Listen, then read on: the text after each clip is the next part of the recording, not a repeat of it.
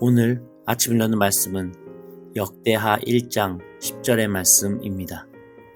주는 이제 내게 지혜와 지식을 주사 이 백성 앞에서 출입하게 하옵소서. 이렇게 많은 주의 백성을 누가 능히 재판하리이까 하니.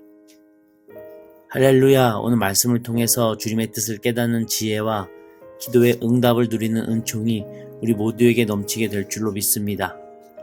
역대하는 이 솔로몬부터 시작해서 최근 바벨론 포로 생활까지의 이야기를 이렇게 다루면서 성전 중심적인 신앙을 강조하고 남유다 왕국의 흥망성쇠가 어떻게 이루어졌나를 돌아보며 이제 포로기를 마치고 막 돌아온 우리가 어떻게 하나님 중심의 그 신앙을 유지해야 할지 살펴보는 그러한 책입니다.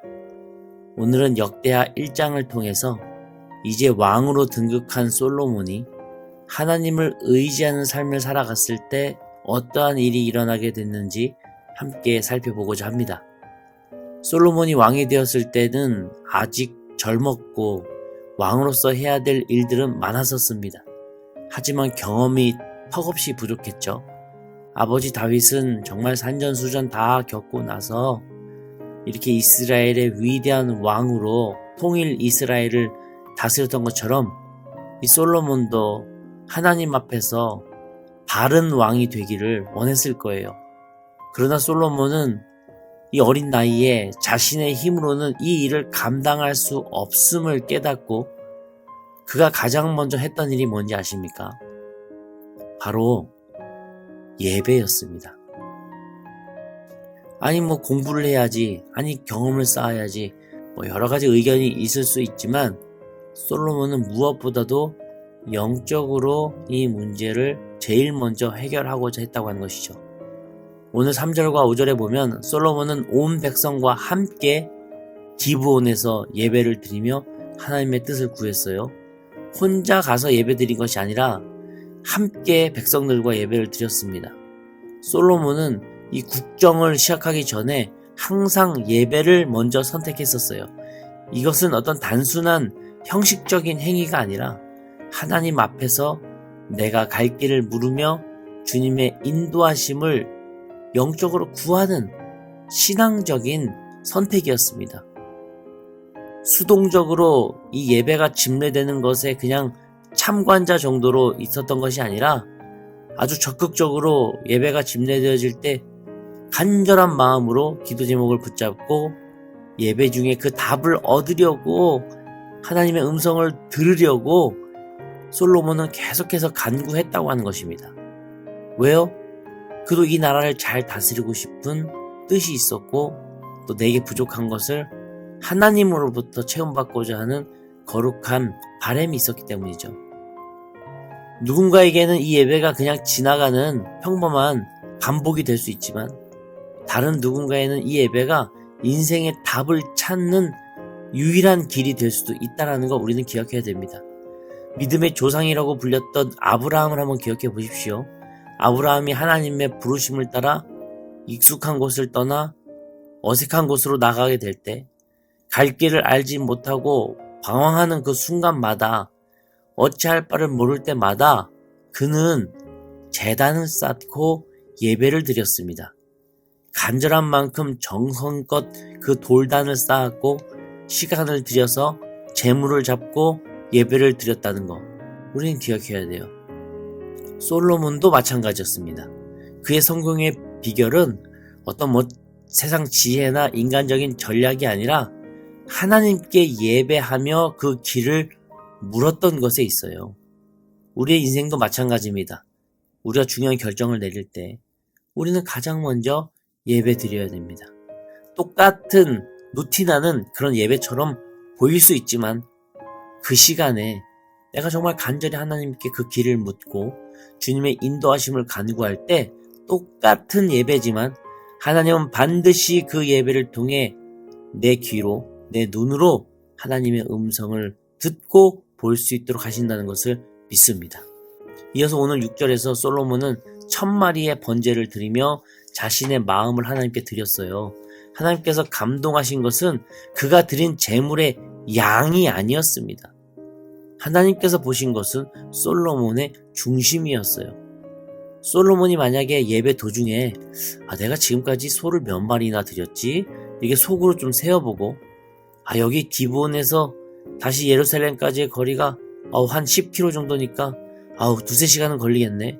하루에 왕복 5시간 이상을 이렇게 매일 반복하면 하나님께서 감동하시겠지? 만약 이런 생각을 하며 예배를 드렸다면 과연 하나님께서 솔로몬을 축복하셨을까요?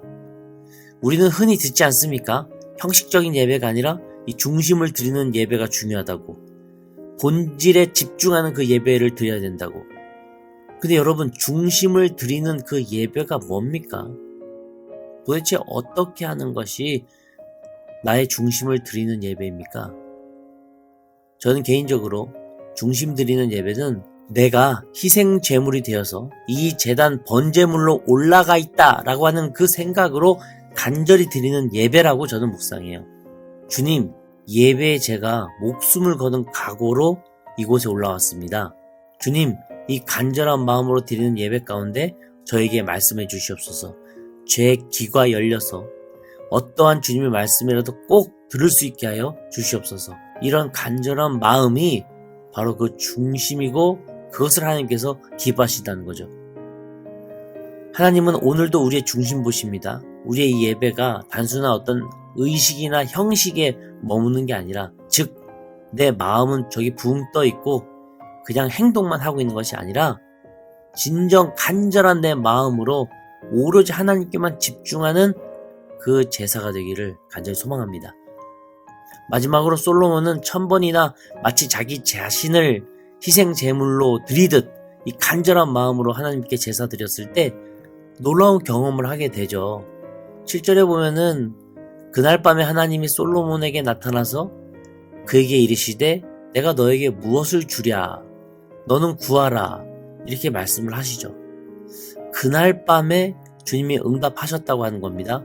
그 밤중에도 솔로몬은 하나님을 묵상하며 기도하고 있었다고 하는 의미예요.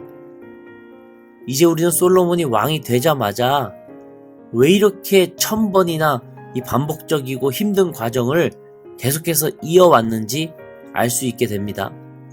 분명 본인에게 뭔가 갈급한 것이 있기 때문에 이러한 1000번제를 정성껏 올려드린 거 아니겠습니까? 솔로몬이 원했던 것은 무엇이었는가? 이 10절에 나와 있어요. 주는 이제 내게 지혜와 지식을 주사 이 백성 앞에서 출입하게 하옵소서. 이렇게 많은 주의 백성을 누가 능히 재판하리까 하니.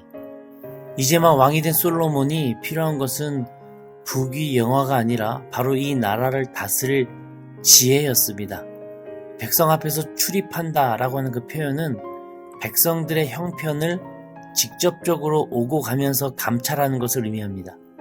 많은 백성들의 그 형편을 살펴야 하는 그 왕이 지금 어린 나이에 가족 간의 또 숙청 과정을 거쳐서 왕으로 등극하지 않았습니까? 이 솔로몬이라고 왜 두렵지 않았겠습니까? 분명 두려움이 있었을 것입니다. 내가 이 나라를 잘 다스릴 수 있을까? 나라고 해서 실도하지 않고 나라고 숙청당하지 않는다는 법이 어디 있나? 그래서 세상적인 지식이나 인간적인 처세술이 아니라 하늘의 지혜와 영적인 지식이 반드시 있어야겠다라고 생각했던 겁니다. 솔로몬의 기도는 철저히 하나님의 뜻을 구하는 것이었었어요.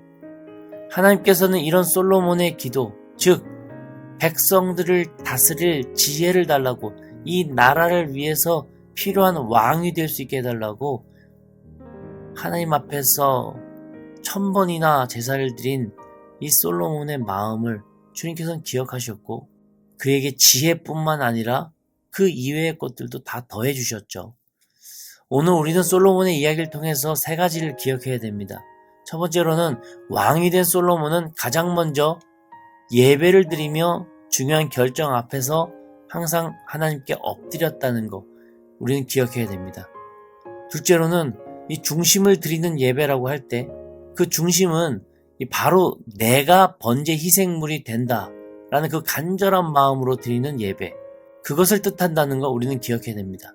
마지막으로 왕이 된 솔로몬은 무슨 힘이나 돈을 원했던 것이 아니라 백성들을 위해서 하나님의 지혜를 구했다는 것, 우리는 기억하면서 우리 그리스도인들도 이 세상에서 안 믿는 사람들과 다를 바 없이 재물, 권력, 쾌락 등을 구하지 않고 거룩한 것을 원할 수 있는 그 구별된 사람, 즉 성도가 되기를 바랍니다.